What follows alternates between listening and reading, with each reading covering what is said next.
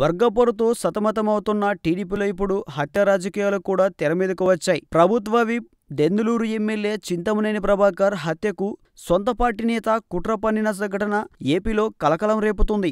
చింతమనేని ప్రభాకర్తో పాటు మరో ఇద్దరి హత్యకు కుట్ర పన్నారన్న ఆరోపణలతో వెంకటాపురం మాజీ సర్పంచ్ రెడ్డి అప్పలనాయుడుతో సహా 8 మంది రౌడీ షీటర్లను ఏలూరు రూరల్ పోలీసులు అదుపులోకి తీసుకున్నారు.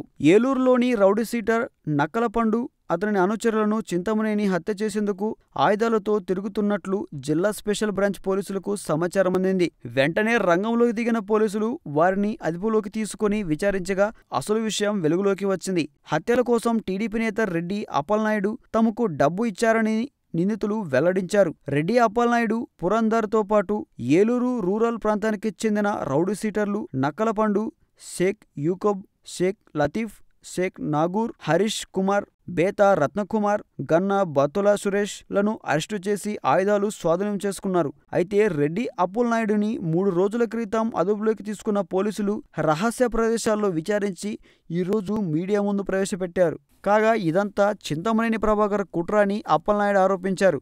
తనపై కక్షతోనే అన్యాయంగా కేసులకు ఇరికించారని, బయటకు వచ్చాక నిజాలు వెల్లడిస్తానని చెప్పారు. తన భర్తను రాజకీయంగా అణగదొక్కేందుకు టీడీపీలోని కొందరు నాయకులతో పాటు చింతమనేని తనను ఇబ్బందులకు గురి చేస్తున్నారని అప్పలనాయుడు భార్య రెడ్డి అనురాధ ఆరోపించారు. మరోవైపు అప్పలనాయుడిని టీడీపీ నుంచి బహిష్కరిస్తున్నట్లు పార్టీ జిల్లా అధ్యక్షురాలు తోట మహాలక్ష్మి ప్రకటించారు.